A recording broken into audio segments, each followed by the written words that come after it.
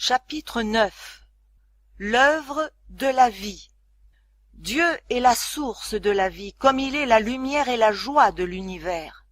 De même que les rayons de lumière émanent du soleil, et que le ruisseau jaillit de la source d'eau vive, ainsi des bienfaits découlent de lui et se répandent sur toutes ses créatures.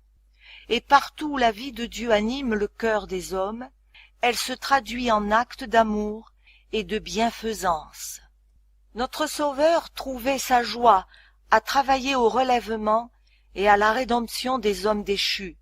Pour atteindre ce but, faisant peu de cas de sa vie, il a souffert la croix et méprisé l'ignominie. Les anges, de même, s'occupent constamment du bien-être d'autrui. C'est là leur joie. Ce que des cœurs égoïstes considèrent comme une besogne humiliante. Le relèvement des misérables, de ceux qui leur sont inférieurs, par le caractère ou par le rang, telle est l'occupation des anges innocents.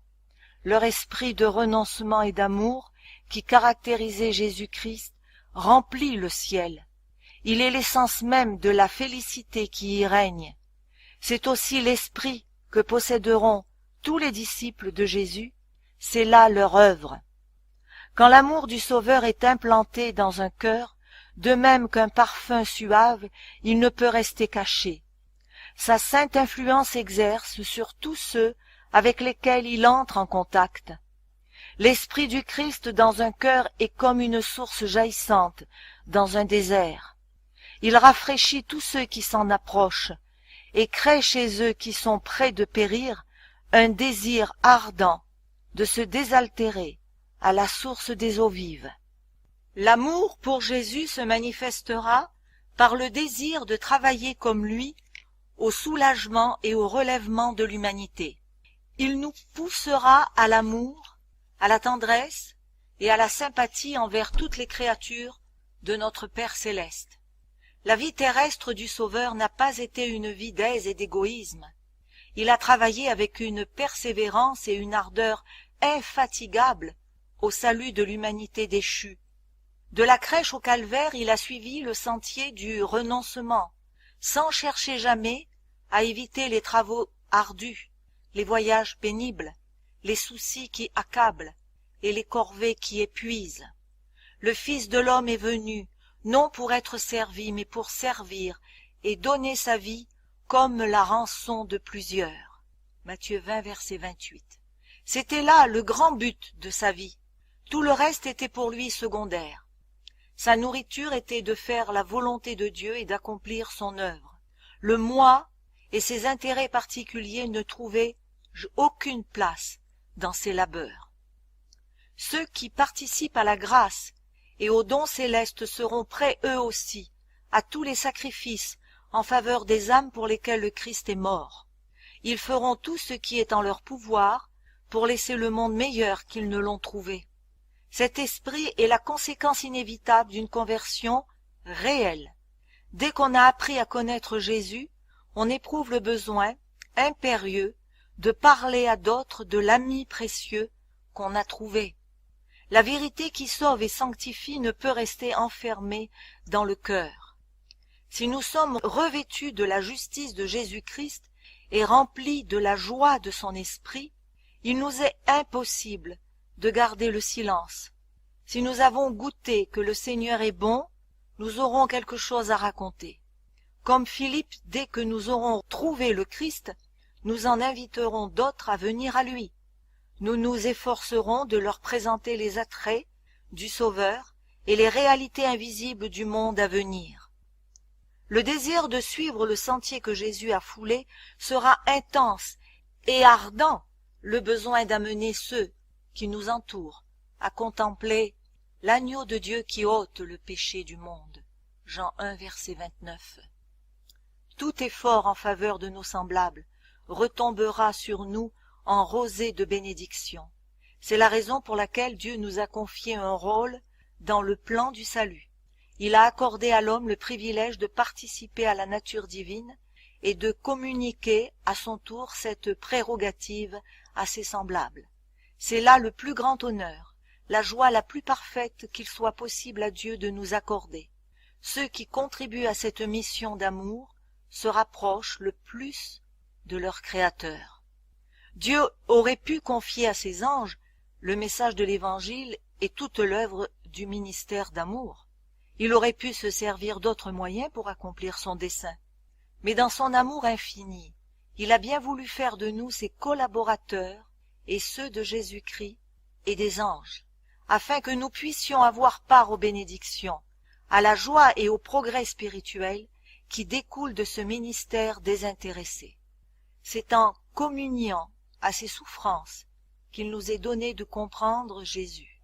Tout acte de renoncement en vue de faire du bien à autrui fortifie en nous l'esprit de bienfaisance et nous rapproche davantage du Rédempteur du monde, qui, pour nous, s'est fait pauvre de riche qu'il était, afin que par sa pauvreté nous fussions enrichis.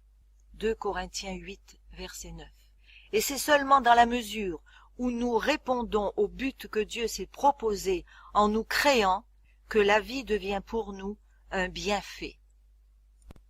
Si vous voulez vous mettre à l'œuvre comme Jésus l'attend de ses disciples, si vous voulez attirer des âmes à lui, vous éprouverez le besoin d'une expérience plus profonde et d'une plus grande connaissance des choses de Dieu. Vous aurez faim et soif de la justice. Vous crierez à Dieu. Votre foi sera fortifiée et votre âme pourra boire à longs traits à la source du salut. L'opposition et les épreuves que vous aurez à surmonter vous pousseront à la lecture de la Bible et à la prière. Vous croîtrez dans la grâce et la connaissance de Jésus-Christ, et vous acquérez une riche expérience.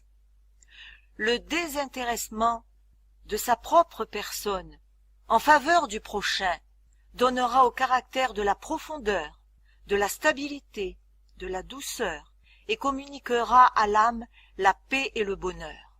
Les aspirations seront élevées, il ne restera plus de place pour l'oisiveté et l'égoïsme. Ceux qui pratiquent ainsi les vertus chrétiennes croîtront et deviendront forts pour Dieu. Ils auront une claire vision spirituelle, une foi ferme et grandissante, et une puissance nouvelle dans la prière. Par son attouchement divin, l'Esprit de Dieu fera jaillir de leur âme de saintes mélodies. Ceux qui se consacrent ainsi avec désintéressement au bien de leurs semblables travaillent de la manière la plus efficace à leur propre salut. Le seul moyen de croître en grâce, c'est de faire avec dévouement l'œuvre dont le Seigneur nous a chargés, travailler, dans la mesure de nos forces, au bien de ceux qui ont besoin de nous. La force s'acquiert par l'exercice. L'activité est la condition même de la vie. Ceux qui prétendent maintenir leur vie chrétienne en se bornant à accepter passivement les grâces d'en haut sans rien faire pour le Christ, essaient simplement de manger sans travailler. Or, dans le monde spirituel comme dans le monde matériel, ce système aboutit fatalement à la dégénérescence et à la mort. Celui qui refuserait de faire usage de ses jambes perdrait bientôt la faculté de s'en servir. De même, le chrétien qui se refuse à employer les facultés que Dieu lui a données, non seulement ne grandit pas en Christ, mais perd les forces qu'il possédait. L'Église est l'intermédiaire choisi de Dieu pour le salut des hommes. Sa mission est de porter l'Évangile au monde. L'obligation d'y participer repose sur tous les chrétiens. Chacun, dans la mesure de ses talents et des occasions qui se présentent à lui, doit remplir la tâche qui lui a été assignée par le Sauveur. L'amour du Christ qui nous a été révélé nous rend débiteurs de tous ceux qui ne le connaissent pas. Dieu nous a communiqué sa lumière, mais ce n'est pas pour nous seulement, c'est pour que nous en fassions part à d'autres. Si les disciples de Jésus-Christ étaient à la hauteur de leur tâche, il y aurait dans les pays païens des milliers de prédicateurs de l'Évangile, là où il n'y en a qu'un aujourd'hui.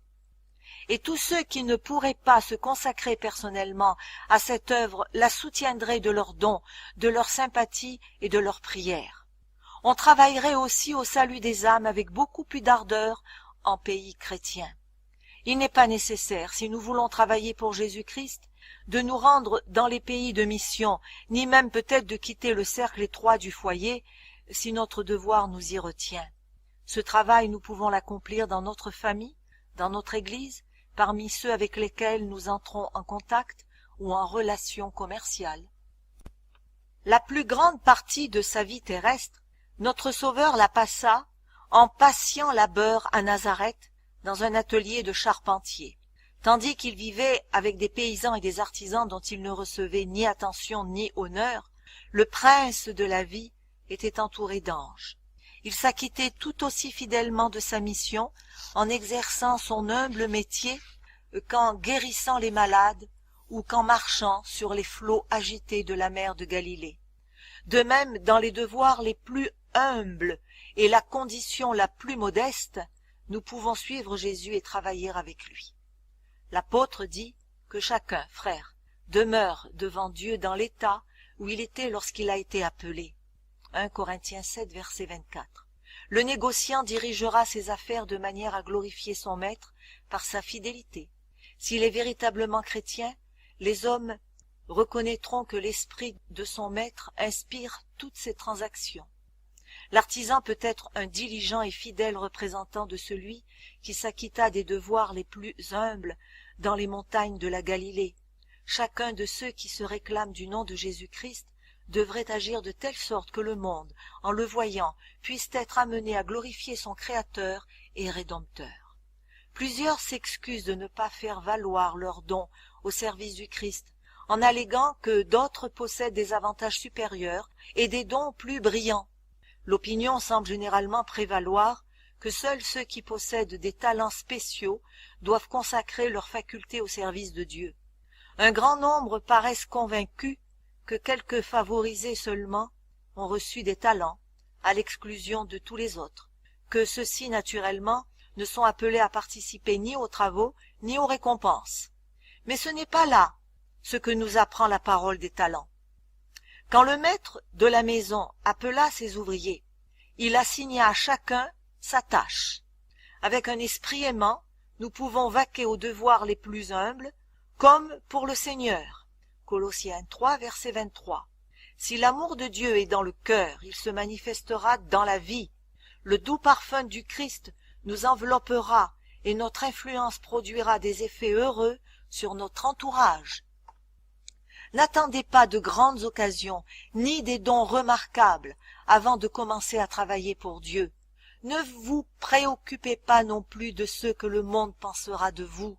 Si votre vie de chaque jour témoigne de la pureté et de la sincérité de votre foi, et si vos semblables ont la conviction que vous désirez leur faire du bien, vos efforts ne seront pas entièrement vains. Le plus humble et le plus pauvre des disciples de Jésus peut être en bénédiction à d'autres. Il peut ignorer le bien qu'il fait, mais par son influence inconsciente, il produira des vagues de bénédiction qui augmenteront en étendue et en profondeur, et dont il ne connaîtra les résultats qu'au jour de la récompense finale. Il peut ne pas avoir l'impression de faire de grandes choses, et il n'a pas à se préoccuper du succès. Qu'il continue à s'acquitter fidèlement de la tâche que la providence de Dieu lui a assignée, et sa vie ne sera pas inutile.